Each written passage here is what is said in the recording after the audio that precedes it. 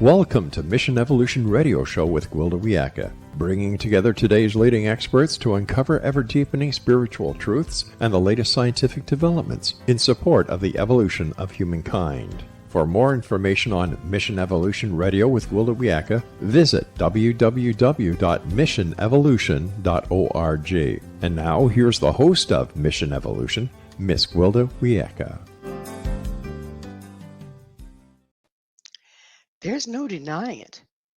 The world is full of toxic chemicals that are detrimental to our health. Is there a way to protect ourselves? Mission Evolution Radio TV show is coming to you around the world on the X-Zone Broadcast Network, xzbn.net. With us this hour to discuss protecting our health in a chemical world is Dr. Aly Cohen. Dr. Cohen is triple board certified in rheumatology, internal medicine, and integrative medicine, as well as an environmental health expert in Princeton, New Jersey. She's on the faculty of the Academy of Integrative Health and Medicine, where she created and manages the environmental medicine curriculum for medical colleges. Dr. Cohen is working to educate and empower the next generation to make safer, smarter lifestyle choices through the creation of environmental health and prevention curricula for schools nationally. She's the author of Non-Toxic: Guide to Living Healthy in a Chemical World, Integrative Environmental Medicine, and her latest book, Detoxify: The Everyday Chemicals Harming Your Immune System and How to Defend Against Them. Her website, thesmarthuman.com. Dr. Cowen, thank you so much for joining us on Mission Evolution. Thank you so much for having me. So there's a long list of credentials that you have, and I didn't even have time to read all of them. So with all of those, what brought you to environmental health, and how did you get involved in this topic and area of medicine? Yeah, well, again, thank you for having me. You know, this conversation of how do I get into this, I feel that it came at in a very organic way, in a way that I wasn't expecting. So to begin with, it really started with the sickness of my golden retriever, my dog, being ill about 15 or so years ago. And I was a young mom. I just started rheumatology practice. And I had a puppy that was about 4.5 years of age who got really sick. He ended up getting jaundiced and was discovered that he had autoimmune hepatitis, which is when the animal's body, or humans for their autoimmune diseases, attack themselves. In his case, his liver. And it was really shocking. I mean, his liver was very tiny and he really didn't have much long to live. And what was so interesting is I'm an autoimmune disease specialist for humans as a rheumatologist practicing 20 years. And so it came to me as a shock that my firstborn was sick. And I started to explore maybe how he got this way, because it's not usual for dogs, or even specifically this breed of golden retriever. I started looking at his air quality. I started looking at his drinking water, whether there were contamination issues from living in New Jersey on a farm. I looked at the toy he, sucked on, this plastic toy round the clock. I thought about his dog food and his, flea and tick collar medication. So I really was looking at what exposures could have affected his body and triggered an immune system reaction such as this. And the more I looked into his potential risks and, associations with his health, I started to uncover this unbelievable amount of information on the lack of regulation for chemicals in all of the products that humans love. And it really opened my eyes. And it took about 7 to 10 years from that point on to really build an understanding of things that I didn't learn in medical school, by the way, on how many of these exposures from air, from cosmetics, personal care products, textiles, drinking water can really affect human health. And so if my dog, had lived a long but relatively long golden retriever life, 10, 13 years, I really probably would not be doing the work that I'm doing. So it was really, a sad story, but certainly led the way to so much, educational work that I'm very proud of. So I hat tip and tribute all my work to this beautiful golden retriever, Truxton. So did you ever find out what exactly had impacted him? No, it's a great question. At that time, I had not even tiptoed into the world of how chemicals affect human health. It was really coming from my heart and just trying to find a source. We never did, any type of autopsy. It wasn't at that point in my understanding.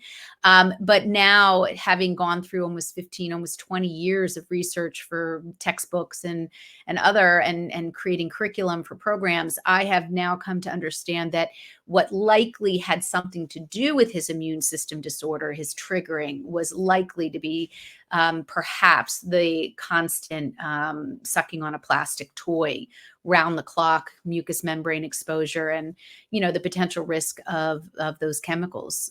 So getting absorbed at such a constant rate, and particularly even you could argue in humans as well, this vulnerable period of development, even for a young dog. So the typical golden, right? They always have to Yeah. have something in their mouth. Yeah, Um, exactly. are there toys now that don't have the toxic plastic in them? You Dog know, toys there and whatnot? Yeah, there's no regulation on this market. I mean, and even with human products, I mean, there's literally no regulation in the human market. So it's hard to argue that there's oversight or required testing for manufacturing for chemicals. It just doesn't exist. Are there companies that are trying to get it right and trying to limit some of the more known toxic chemicals that have been studied well to be problematic? Yeah, I do think there are companies that are doing that. And I certainly now are much more vigilant with I have a cat and a dog now. And of course, I have young humans living around me. So we are reading ingredients, we're researching companies, we're really doing our due diligence and vetting. And that's what I teach people and students how to do that themselves in the human markets, more so than even the animal markets. So we're going to get much deeper into this in the upcoming segments. But is there a way? I mean, or are we stuck? Is there a way to avoid these things, or are we just bombarded and can't get away from it? Yeah, my work is all about the what to do. I don't live in a world where we're not empowered. I see solutions everywhere, even though these are difficult issues.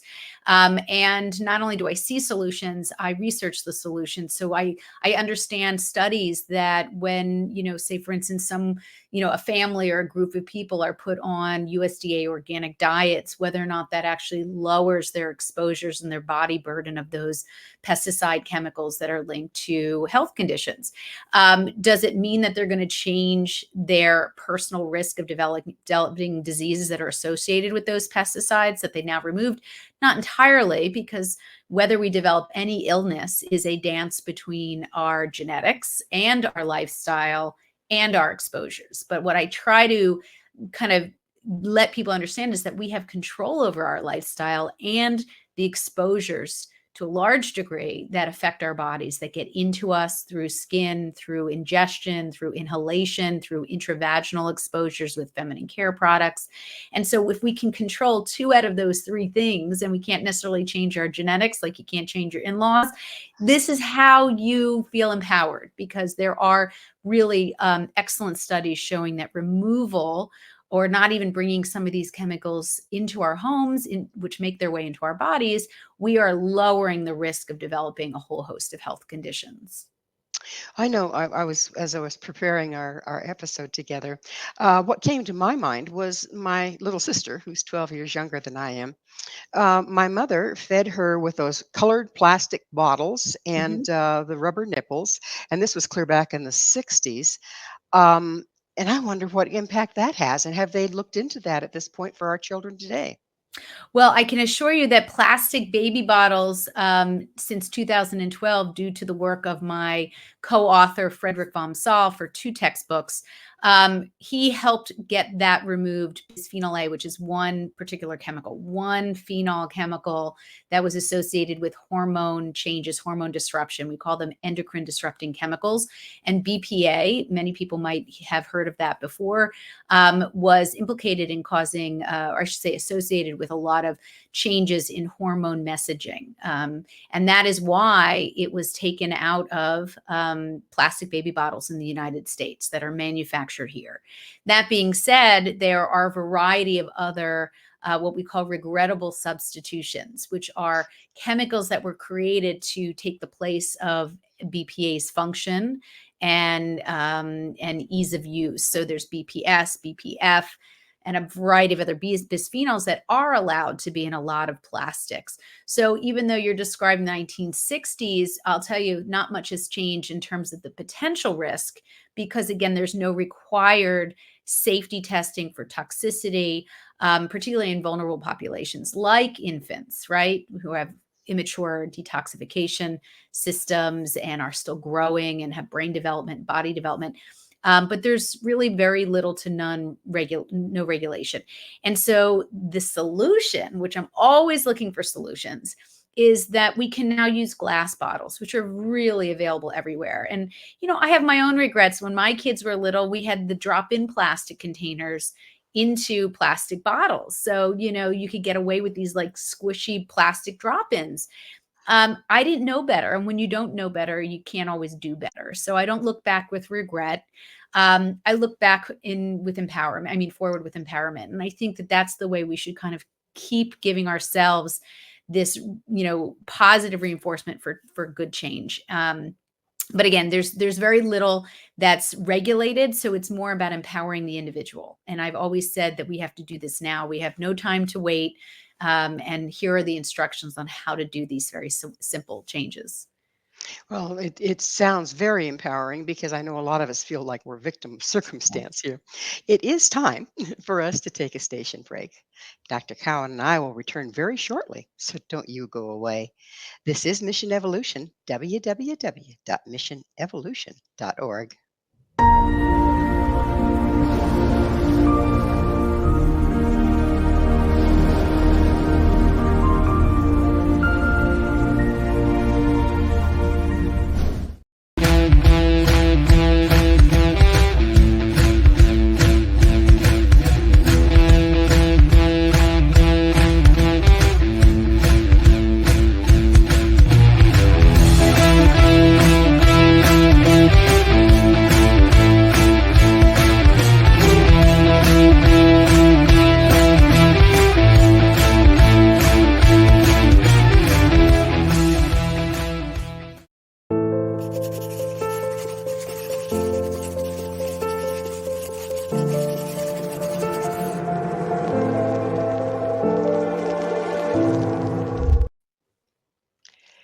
Are you toxic? With us this hour discussing toxins is found in our environment is Dr. Aly Cohen. Dr. Cohen is the author of Detoxify, the Everyday Chemicals and How to Defend Against Them. Dr. Cowan, we were starting to get into the plastics and whatnot that come into our bodies through our environment and things that we use. Um, and if we go back to the baby with the baby bottle, you say it's an endocrine disruptor. Does that possibly then contribute later in life to reproductive cancer? Yeah, so just to begin with, we have a huge body of evidence on how many chemicals in our environment, not just those in plastics, but chemicals that create grease-proof surfaces and stain guard chemicals, a lot of industrial solvents, even chemicals like phthalates, which are used to create perfumes and extend the life of those odors and those perfumes. So we have over 95,000 chemicals in the US commercial market. There's about 350,000 worldwide. And so that's a lot of chemicals to be tested individually. But what we know from a vast majority of them is that they do have potential risks to the human hormone systems of our bodies, which it makes them endocrine disrupting chemicals by definition, because they can disrupt a variety of mechanisms that hormones work to communicate around the body, to manage insulin, which is a hormone for sugar metabolism and creation management, fertility, and growth and development. Even bone building and bone strength is hormone regulated. Thyroid is hormone regulated, and certain cancers, of course, that are hormone dependent, like endometrial, prostate, testosterone, thyroid, have effects from hormones that circulate throughout the body. So these chemicals can disrupt the proper messaging and the function. That being said, they can also affect immune system components because our immune system is not siloed or separate from our endocrine system. They work and have lots of crosstalk. So when it comes to exposure, number one, it's not just what we're exposed to, it's also the vulnerable periods of development that also pose a little bit greater risk. Time periods when hormones are actively being created and actively being broken down, which is typically in utero, as a fetus, certainly to create male and female brain development, as well as body features and, genitalia. But then there's also young children, toddlers that are growing very rapidly. That's another time period with lots of hormone flux. Then you have the teenage years, which I can attest to with 2 teenage boys, that they are all over the place and lots of emotion running high. That's another very strong hormonal period. Then we also have, again, pregnancy, when a mother becomes pregnant, or even men to some degree when they're becoming, when they're fertile. And then even menopause is a time for great hormone flux. These vulnerable periods tend to have potentially more effects from these environmental chemicals because of that influx or flux of hormone creation and breakdown. Do you think that the overload of chemicals, and it builds up in our body, I expect, do you think that has anything to do with the increase in gender confusion that we're seeing? Well, that's a very sensitive topic. Yes, it I is. will say that the people who really do the research on this, like Dr. Shauna Swan, who wrote a book called Countdown, that was an excellent, description, academic, really, I thought, well done work that had a chapter in there talking about sort of this fluidity of gender. There is certainly science to support that there are blocking of androgens, male hormones in utero from these phthalate exposures, the phthalates coming from plastic chemicals, industrial chemicals, perfumes. So I can't tell you with hard fact and science that there's ever a cause and effect, especially when it comes to humans who have so many confounders between their diet and their water and their air and their stress and childhood stress. But I will say that there is certainly evidence to show that disruption of hormones can potentially affect a variety of outcomes in utero, So, including congenital issues with male testes, anogenital distance, which is usually measured. So there's a lot that can be measured, but dimorphic brain changes into a male or female brain, that also has potential exposure issues as well. so that's exposure inner utero based on what the mother is Correct. consuming, and I assume that it crosses the placental wall and gets into the child. These chemicals. Do these chemicals build up in our system and remain in our system to cause problems down the road? That's a great question. So chemicals have all different properties of their own. They have what's called a half-life, many of these chemicals that are studied, which means that 50% of the breakdown happens over a certain period that's designated, and then maybe another 50% over another period. So for as an example, bisphenol A, which is one of the classic endocrine disrupting chemicals, BPA, which lines every canned food that we know of, is also part of setting ink on receipts and thermal paper. There's lots of places that BPA is used, not just being taken out of baby bottles, plastic baby bottles, as I mentioned. It is in a variety of other products, thousands and thousands of products. BPA has a half-life of 6 to 8 hours on average in the human body, which means it takes about 6 to 8 hours for 50% of it to break down, and then another 6 to 8 hours for another 50%. So you can see that over the course of several days, you can wash out that exposure and break it down, which is wonderful. And that actually bodes well to behavioral choices and changes, that if you decide to stop having as much canned foods where BPA is mostly ingested through the foods and drinks and sodas that we love in cans, then you will often, and actually studies show this, your BPA levels will dramatically drop if you change that behavior. And so not every chemical has a half-life that's short. There's also, non-stick and perfluoralkyls or PFAS chemicals that we know last a lot longer in our environment and in our body. So it's a matter of understanding where these chemicals are coming from and making simple changes behaviorally and with smart product choices to reduce those exposures from getting into our bodies. So it sounds like when you talk about how many chemicals are in our world, Mhm. okay, what about the combination? I mean, how Yeah. do we talk about combining medications, and you can't hardly study for that. But what about combining chemicals? Does that make things worse? Yeah, that's a great question, Gwilda. I mean, mixture studies is what they're called, is where we have academic centers, of course, not manufacturers. They don't do these studies. They don't have to. They're not required to. In Europe, we actually have the EU, which has a much more regulated and stringent form of testing than the United States. That's something that we should all know about. In fact, some companies, big companies, will formulate products and personal care products, for instance, shampoo, conditioner, for the US market, but won't, but have an entirely different formulation for European markets, which is unbelievable. But, when we have mixtures, certainly it's additive, just like you said with medications. When these, medications are studied, they're studied as individual medications in terms of their use, their purpose, their side effects, but we never really think about multiple medicines. Well, the same is true, as you mentioned, for environmental chemicals.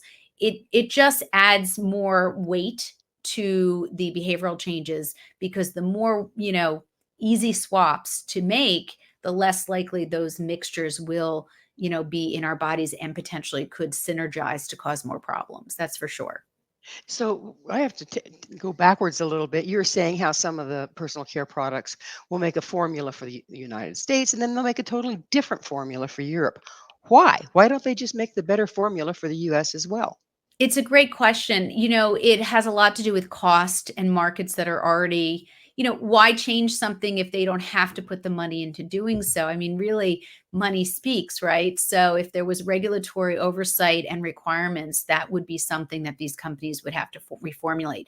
I'll give you an example. Flame retardant chemicals from the 1970s in the US were really designed to be in, home furnishings, particularly couches, to prevent a cigarette from falling on the couch and allowing 12 extra seconds, literally 12 extra seconds on that material to get out of the house. There was no requirement to change the formulation of the cigarette. That is a whole thing that was set up by, we know this from the Chicago Tribune, Pulitzer Prize winning stories, to prevent, if we changed the formulation of the cigarettes, it would have prevented dousing, the entire couch industry in the 70s with, toxic brominated chemicals that are really harmful to the thyroid and a bunch of other health related issues. In 2013, however, fortunately, there was a reversal on the requirement to have any of those chemicals that are toxic in couches. And it's called TB 117-2013, which is actually now on labels for couches that do not have those flame retardant chemicals.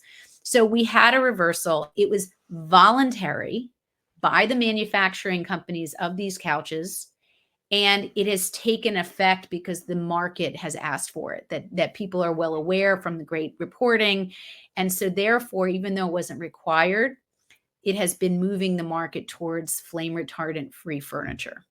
And so that's been helpful. But again, people can just look at the label and understand which couches from which manufacturers have moved towards reducing those exposure chemicals. It sounds like it falls back on us. If we vote with our dollar, if you will, that's going to bring about more change than any of the studies or regulations. Is that Yeah, what we're well, looking at? just the beauty industry is one prime example, right? People who want cleaner products, particularly the beauty products in the beauty industry, are really buying and moving the market with their dollars.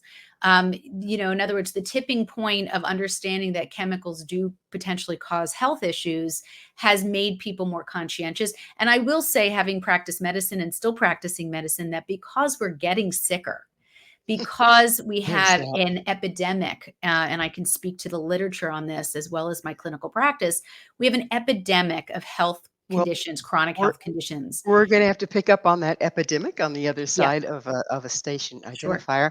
Dr. Cowan and I will be right back to continue our discussion. You stay right there. This is Mission Evolution, missionevolution.org.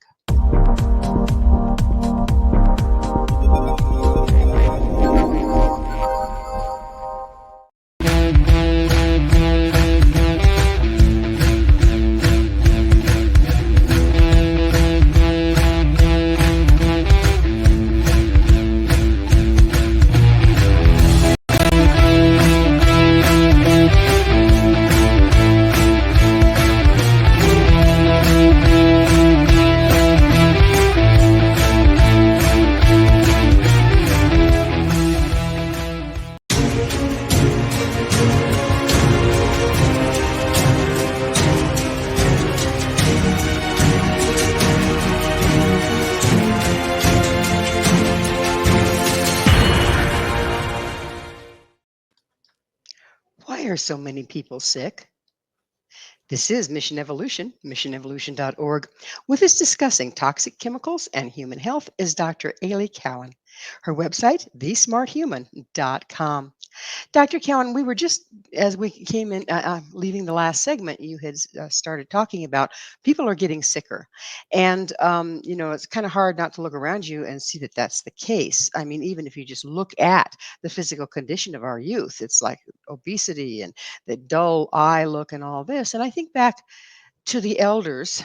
So, say, for instance, my father, who was born in 1915, he lived a good long life, even though towards the end of his life he was eating TV dinners. Yeah. Okay. But he grew up in an era that didn't have all these chemicals. How does that impact us? Is it really hit us worse when we're younger? Why is everybody getting sick now?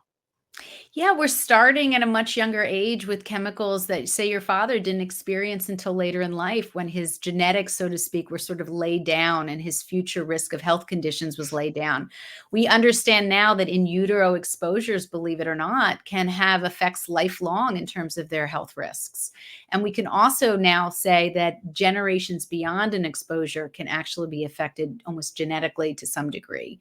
So instead of layering that on as more fear and less, and creating more resistance, I really just try to talk to, folks about getting your own body as clean as possible before potentially moving on to having future children, so that we can keep making our bodies cleaner as vessels when we have children.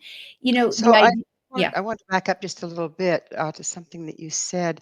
Oh, that it does it actually cause genetic damage that then is passed on? Yes, it's true that there are small changes in what's called our epigenome, which is the proteins that sit on our genes and allow those genes to be expressed in one way or another. We can control the genes which is through lifestyle and toxin reduction, we can control those proteins and then therefore affect whether genes that have disease get expressed. So there's absolutely a positive approach to managing our future health risks, even generations later, by creating healthier lifestyle changes now. I Yes. understand that epigenetics, we do have a lot more control over it than what was originally thought. How do we control that exactly?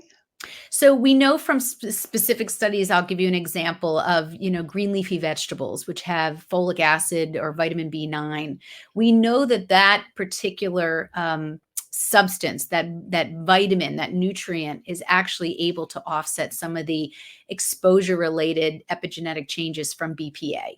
We know, for instance, that having an appropriate amount of iodine in your daily diet, which is often now, by the way, not available in sea salts, or Himalayan or Celtic. We don't have iodine. We don't have it in bread where people don't eat a lot of bread. We are sort of diminished in our intake of iodine, but iodine is critically important as a daily nutrient to be protective to our thyroid gland. It sits in there and it really offsets some of the environmental chemicals that we may not be able to control, like food washes and such. So the idea that there's a variety of nutrient food-based minerals and vitamins that have been shown to offset some of the harm that we have now created in our lives from just living in modern day times, it gives us more power to, again, offset our potential health and harmful health risks.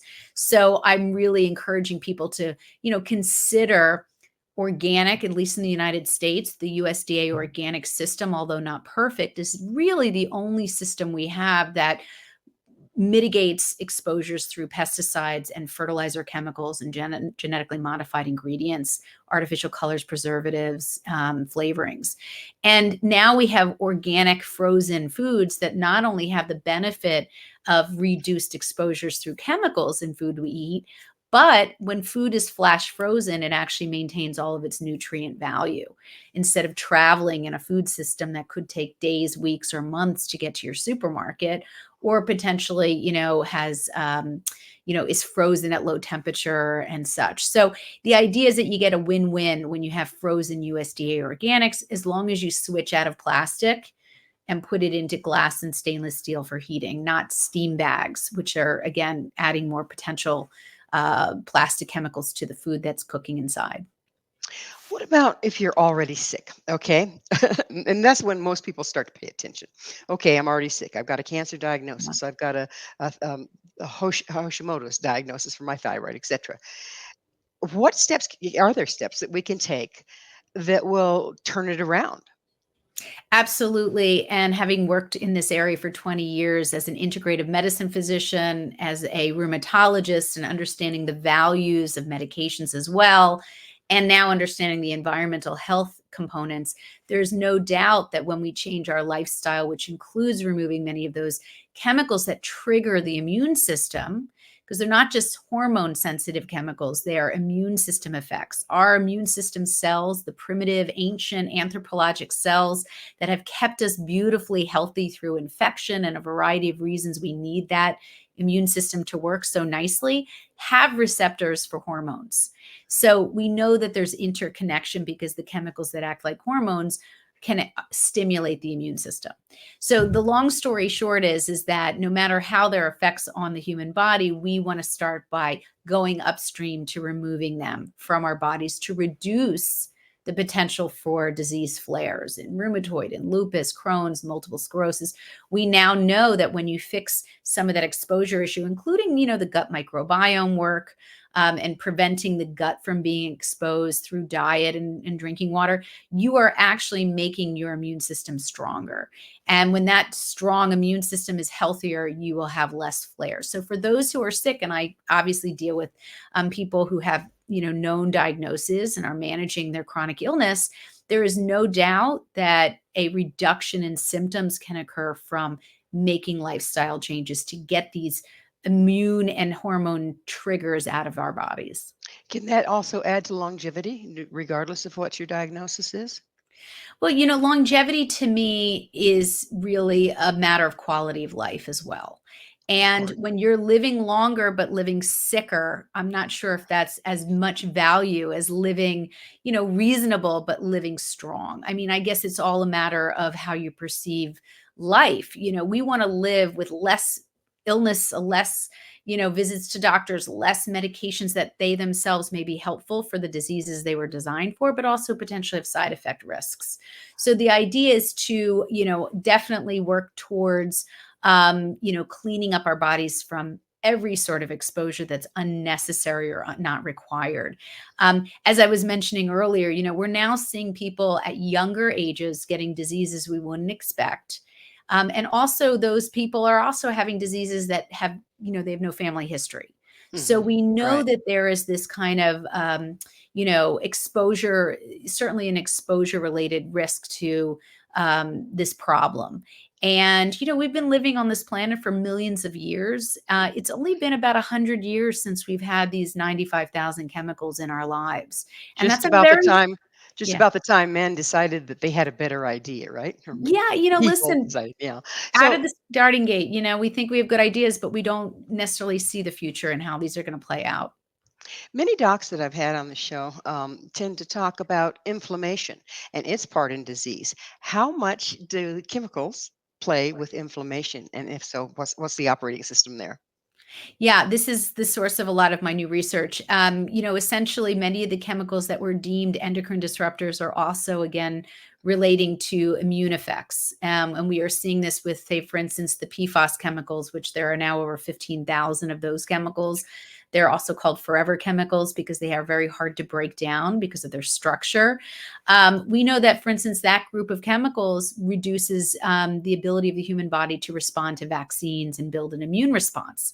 So that can play a role in the future if we're exposed to any type of, local disease or a pandemic, of course. But there's BPA or bisphenol A that has a variety of immune system effects as well that we're now discovering long after we discovered the hormone effects. So again, this inflammation concept is very broad and I know it's overwhelming, but we do walk around as modern day humans with a decent amount of inflammation from things that we can't always control. Even if you have the best diet and the cleanest water and the safest products, it's a matter of really doing the best you can under the circumstances that you're living within.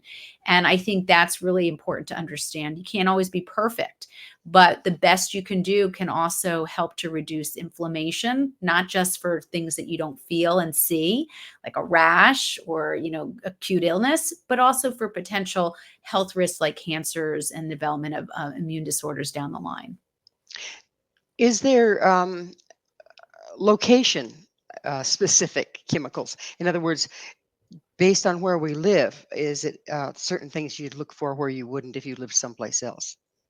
Yeah, that's a great question. It turns out that even some of the cleanest places on earth have exposures that you would never think about. There was, a book I remember reading about someone who lived in the backwoods of Maine who was actually tested for chemicals and was found to have quite a few that you wouldn't expect living in the backwoods of Maine, away from mainstream society.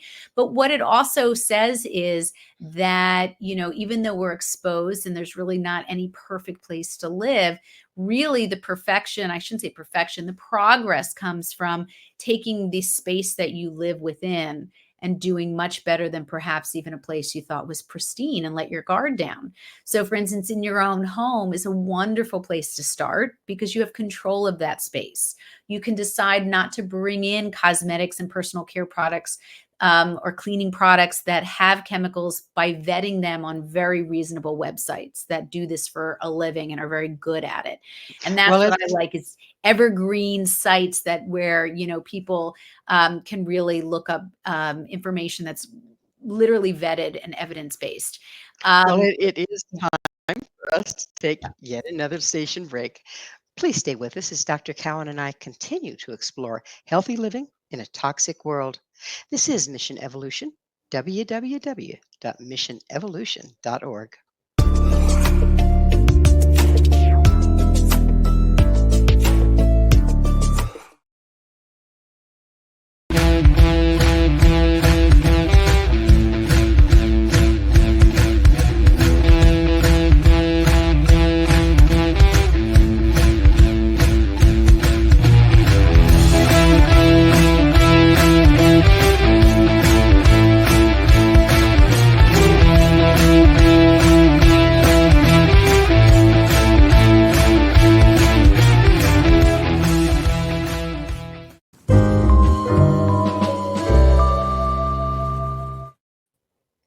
It's in the water. This is Mission Evolution, missionevolution.org. We're continuing our discussion with Dr. Aly Cohen. Her website, thesmarthuman.com. Dr. Cowan, let's talk about water. Even the way we purify our water is up for question as of late. How many of the toxins and the chemicals and whatnot are in our drinking water? So, great question again. So, drinking water has become, over the last 15 years, of all the problems that I research and study and share with people, water has really become the biggest issue for me. I think it's the most underrated, underevaluated, underappreciated source of contamination and contributor of human health conditions in modern day times. And the reason I say that is because what I thought was so overseen and regulated, again, surprise, surprise, really has not been updated in terms of the laws in at least 60 years under, say, for instance, the Safe Drinking Water Act of 1976 in the United States. That's 1976. We've had 91 chemicals monitored since that time, and none have been added except for the perfluoralkyls PFAS, which was just recently announced in terms of some regulation on just six of the 15,000 PFAS chemicals Oh that my are now. goodness. So that's not even going to take place for several years. So the idea is that we have an outdated regulatory system. We have, wastewater treatment plants that serve 85% of the US population with the, treatment plants. The other 15% is well water and local wells, which have some of their own issues in terms of lack of regulation. And so what it comes down to, again, is we have a system that we rely on for safety that is not really doing enough in terms of prevention of disease. I was at one point visiting with a lady who was one of the experts on Giardia and water, wastewater, and that sort of thing. And she told me that there's a known carcinogen created when you mix organic material with chlorine. Okay. And most of our water systems are still using chlorine to Mhm. purify. And then the other thing I'd like to talk about is so, okay, great. So then we get RO water. But doesn't that leach all the chemicals out and doesn't that have its own problems? So, I will argue up, down, left, and right that any filtration is better than no filtration. So let's pat ourselves on the back for anything that require, whether it's a pitcher that uses a carbon block, which is limited but still good. It's better than nothing versus a refrigerator, which is carbon block. There's all sorts of mechanisms. But I will say that now that we have very cost effective vetted, reasonable reverse osmosis water filter systems that can be put in for $150 by a plumber that costs $275. They can be done under your kitchen sink. You don't necessarily need a whole house water filter for 6, 7, 10 grand. I actually discourage that because you can always get a shower head that has a carbon block for $20. And other than that, what else do you need a whole house filter for? So when you get it in your home, in your kitchen, I have one here in my office.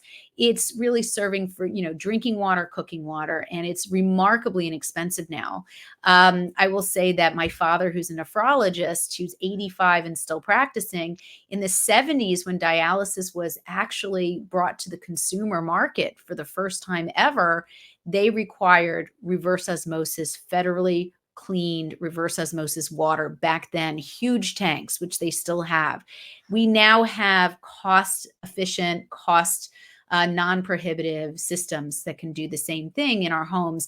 And that's the point, Gwilda, is that if you have wells that are a problem, which they all potentially are, and you have municipal tap water, which varies from town to town in terms of floods or exposures, manufacturing, sewage, it doesn't almost matter where it comes from, chlorine, fluoride, or whatever, you're going to clean it at the point of use, which is in your home at the tap. And so that's why, I really push people to think about reverse osmosis because the pricing has come down so dramatically. You really want to do your research, make sure it's not outsourced to other countries, that the actual material, which is very, very small pores, is catching things by size.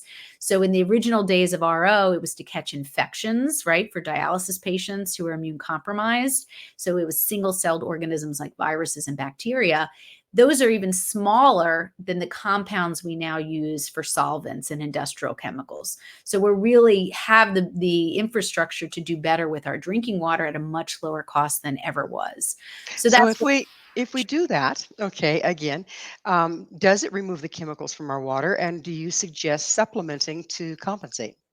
Yeah, so it's gonna vary by local towns. Every I'm sorry, I town meant has minerals. Did I say minerals? Yeah, I understood what you said, but I'll Okay. clarify that as well, but a great question. So, every town, every water system, which you can look up to see what are the problems with the water in your town. There are certain ways to do that. You get an annual water report. Of course, there's only once a year, but there's lots of ways to figure out if you have problems. But let's just assume every single city has some type of contamination problem, no doubt. um, Reverse osmosis is able to do a very good job, the best that we have available on the market. Okay, so that's what we have as consumers. It's never going to be perfect, but it's going to be far stronger than, say, carbon block, which is not as effective in certain groups of chemicals by far. What we do know is that we don't get nutrition from water. Water is not the source of nutrition. What we have to understand is that when you take away chemicals, you have to take everything out, baby with the bathwater, no matter what, because it's by size. And so it's not going to know, your system's not going to necessarily know a mineral or, potassium or anything in your water, magnesium, or anything that you might deem healthy versus lead, mercury, phthalates, PFAS chemicals. So it's all coming out by size. That being said, have a wonderful glass of reverse osmosis water with a salad or with a healthy meal. Maybe it's organic. Maybe you're having snacks that are healthy and have minerals, but you don't necessarily need any nutritional value from water. And that's the only way we can get clean water, is to remove everything that potentially could be harmful. Now, you can add those minerals back in if you're so inclined, but there's nothing nutritionally required as a human being that needs that back at that moment. Well, Dr. Cowan, it's that time in the show, and I get to ask you, what's your mission? What's my mission? Well, my mission is, I hope to help people live healthier, and longer with great quality of life by understanding the world that we now find ourselves in. And it's my mission to really keep people healthy into the future with their successive generations as well. So, yeah, that's it. It's my life's work, and thanks to my dog Truxton, I'm on that path. I hope. Well, bless your golden. I know, So, right? is there any, I hate to sound hopeless, but is there any hope of turning this around so our world is not so toxic for future generations? With every message that I give on protecting your body, I always tend to put a sustainability message because the world we create through bottled, single-use plastics and the fashion industry with the dye runoff and, mounds and mounds of trash around the world and the ocean.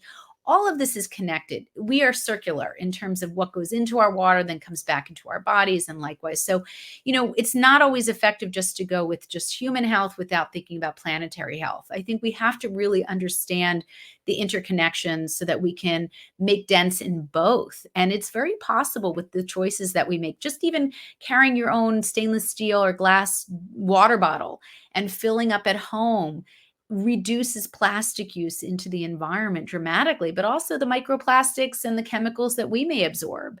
So there's lots of good that can be done from simple choices that affect both human health risk and also, save our planet or at least extend, the beauty and life of our planet as long as we can, of course. Well, it's like water. Again, we started this segment with water. There's all these. You go to the filling station, and there's all these choices of water that are supposed to be healthy, and you feel like you're doing yourself a favor by drinking the bottled water. But what about the bottles, and what does that do to the water? Yeah, I do. I do a lot of, kind of posting in airports, and I kind of give real-time information about my choices and what I'm thinking through. And I'll give you an example. In an airport, when you're traveling, you can't always bring your water across security, of course. You can bring your stainless steel bottle, which is great, and empty it out and then use it when you get to your destination or even in the airports. But when you're in the airport, it's interesting. We have a plethora of choices of bottled water. And no, we're not always going to make a dent on the bottled water issue because there's not a lot of glass bottles anymore. Unfortunately, companies have really reduced that, production. But water bottles, if you look at drinking water and you can see in the United States, it says ingredients, you can see how that water is cleaned. No one ever bothers to look. We all think water's the same.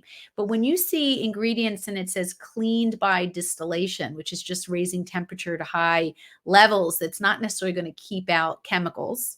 It's just going to get rid of infection risk, or cleaned by reverse osmosis, or ozonated, or that kind of thing. You have choices even with a whole choice of, a bunch of water bottles and sources of drinking water there. So, we have more choices than we think. We just probably didn't always pay attention. I didn't. And that's what I'm trying to make people aware of, that we have a lot more choices to help our bodies be healthier.